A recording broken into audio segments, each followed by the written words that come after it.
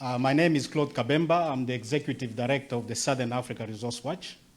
We are the only Pan-African institution on the African continent that invests in the governance of natural resources.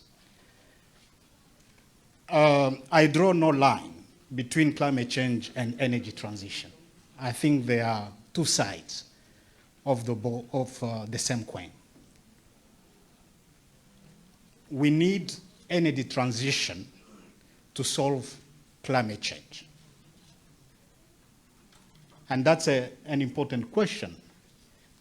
And the question that has arisen since morning is that how can Africa respond and transit, find solution to climate change?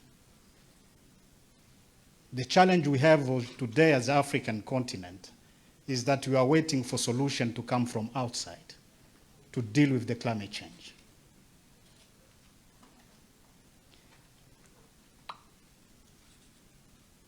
Let me propose 4 areas on how we can deal with climate change. Let me just say that if we don't, I'm not a climate change apologist. I think it's a serious and the most difficult challenge we have as the African continent. We don't pollute much, but we are the most affected by climate change. So it's upon us to find solution to climate change. The world has told us through the Paris Agreement how we need to deal with climate change to resolve it. It's that we need to reduce carbon emission. And we need to move away from fossil fuels. And move us away from fossil fuels to deal, and the question arises because on the African continent, those oil, gas, and coal start to become our stranded asset. And these are very big economic activities for most of our countries in terms of foreign exchange earners, but also for energy production. Are we ready to move away from fossil fuel, and how do we do it? I think that's the first question we need to respond to. And I want to say, engagement with government and mining companies becomes critical. And I want to suggest that Africa is not ready. South Africa is not ready. We are seeing investment in Mozambique in oil and gas and coal. We are seeing investment in Nigeria in oil. So my sense is that we are not ready to move away from fossil fuel. But we will need to move away at some point. The second point is that we need to decarbonize the mining sector. The mining sector is one of the biggest polluters. At least 10% of green gas emission come from the mining sector. And mining sector is one of the biggest activity on the African continent. So if we are going to deal with climate change, we need to decarbonize the mining sector. But the problem is this one.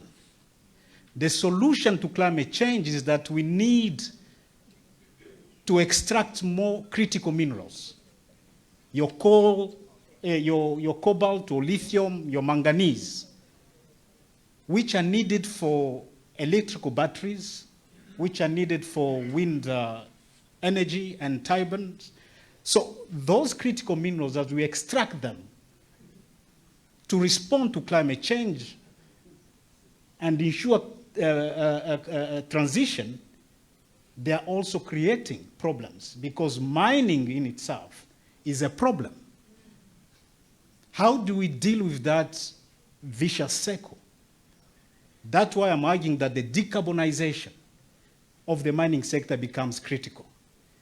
But the decarbonization of the mining sector, as Dr. Rose spoke about, will need a new technology. A technology that can capture all possible CO emission. And that technology does not exist. That's why moving from fossil fuel is critical. But this is the interesting and the irony of this debate, is that even the developed countries are not prepared to move from fossil fuel, as the Ukraine war has shown us. Let me just give you some statistics or some element. Germany and Italy are prepared to reopen their coal-fired plants. Denmark is also prepared to use fossil fuel. Britain is restarting its coal production. The European Union saw its coal use jump to 12% last year. In the United States, coal consumption has increased by 17%. It has risen in Asia, in Africa, and Latin America. India and China continue to be the bigger drivers of fossil fuel. Indonesia, one of the biggest exporters of coal, have stopped exporting that to deal with its own energy challenges. And the US and the EU are asking all producing countries to increase production as they try to sideline Russia. So this is the problem. If the developed countries, when an opportunity has arisen to transit from fossil fuel, they are investing more in fossil fuel, it just suggests that for a continent, Africa, is much more problematic. So those elements suggest to me, the last point I want to make is that Africa is the biggest producer of critical minerals, which are needed for energy transition. So we need a paradigm shift in terms of the model we are using currently, where we are exporting this critical mineral to resolve climate change by others producing technology that Africa needs the most. Why is it not possible for Africa to start producing batteries and those technologies on this African continent and then export and deal directly ourselves with our challenge for climate change? This is why we are, as the Southern Africa Resource Watch, we are supporting the government of the Democratic Republic of Congo and Zambia in their initiative to start manufacturing batteries on the African continent. Manufacturing batteries on the African continent is not just resolving the climate change, but is also going to provide energy for our villages. When we spoke about just transition, it's at those different levels. At the global level, we want Africa to reclaim its space because of its producer power. It has to be the leading continent as far as the production of that energy is concerned. We can't be exporting minerals, critical minerals, and importing technology. What we want is transforming our minerals into batteries, producing that technology here, and exporting it. And the African market has provided an opportunity that we can trade even among ourselves. One of the biggest problems the African continent has is that we don't trade much in ourselves. It's because we are not producers of some of these things. So we are calling for that to happen. So in conclusion, colleagues, what I'm asking to you is that together, we need to understand where the interest of the African continent is. I agree with Robinson, transparency, accountability is very important. As competition to control these critical minerals increases between developing countries, China, United States, India, Russia, the EU, they're all competing to control this and access these strategic mineral resources. Now, as they compete, our governments are prepared to give more land to foreign governments to continue extracting. By expanding activities in the mining sector is going to come with human rights abuses, because mining on the African continent is known for human rights abuses. So the expansion of these mining activities will definitely be accompanied by further human rights abuses. Human rights abuse about communities, but also about mine workers who work overtime in bad conditions but underpaid. Communities are going to be pushed out of their land to give ways to this mining activity to take place to source for these critical minerals. We are going certainly to see more corruption because it's a sector that is more opaque. Because of this competition, we know that our politicians are prepared to sell cheaply these resources. We've just seen in Zimbabwe that a big mine of lithium has been sold to a Chinese company.